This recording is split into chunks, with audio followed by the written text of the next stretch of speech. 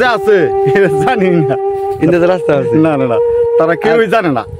হালুয়াঘাট উপজেলা ৮ নং নড়াইল ইউনিয়নের ৯ নম্বর যে ওয়ার্ড, সেই ওয়ার্ডের টান্না বিল, যেটার মধ্যে আমাদের মেকিয়ারকান্দা নদীর পানি এসে অবস্থিত হয়, এটা হচ্ছে সেই বিল। এখানে শত শত কর সম্পদ রয়েছে, যেটার মধ্যে আমাদের বুড়ো আবাদ হয় এবং ফসি কৃষকের আপনার যে স্বপ্ন বোনা ধানগুলি ছই ছই করে পাকছে। কৃষক অপেক্ষা করছে যে সে ধানগুলি কেটে বাড়িতে নেওয়ার জন্য। আপনারা দেখতে পাচ্ছেন যে এই রাস্তাটা যেটা আমি দেখাচ্ছি আপনাদেরকে, এই রাস্তাটা হচ্ছে আমার সেই ৯ নম্বর ওয়ার্ডের ৮ নং নড়াইল ইউনিয়ন। এই রাস্তাটা এদিক দিয়ে, এই যে দেখতে পাচ্ছেন, এদিক দিয়ে যাওয়া হয় মৌলভীবাজার। আবার এটা হচ্ছে মুন্সিরহাটে যা উঠেছে ৭ নম্বর ভাগবের ইউনিয়নে।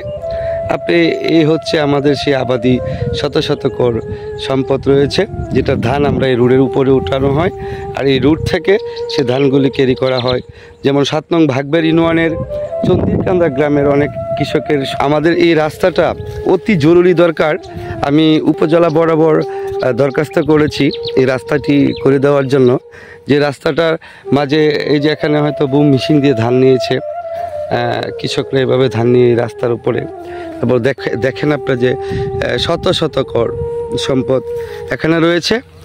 বড় ধান জন্য আমি উপজেলা বরাবর দরখাস্ত করেছি যে আমাদের রাস্তাটা করে দেওয়ার জন্য। যেমন কৃষকরা এই জায়গায় আপনি ধান কেটে ওঠানোর পর দিয়ে রাস্তা যদি এখন ভালো, যার ফলে আপনি ধানগুলি যে আপনি পিক আপ দিয়ে নিয়ে যাচ্ছে। আর যদি বৃষ্টি হয়ে যায় তো হেঁটে যাবে না এই রাস্তায়। আর এটা অনেকটা নিচু।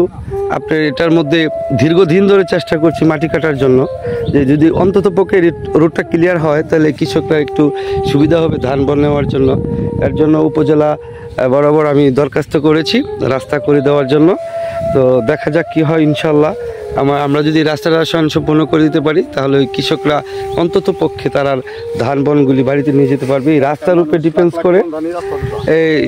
ডিপেন্ডস করে হচ্ছে আপনার এই যে এই বিল, যেটা আপনি মেকিয়ারকান্দা যে আপনার ব্রিজ পের হন, এই ব্রিজের যে নদীটা এসেছে ইন্ডিয়া থেকে, সেটা পানি অবস্থিত হয় এই বিলে। আর এখানে হাজার হাজার মন ধান প্রতিনিয়ত। 20 বছর যাবৎ এই রাস্তাটার মধ্যে এক কুড়া মাটিও ফালালো না। বুঝলেন, এই ধান বন লয়ে যেতে আমরা খুব কষ্ট।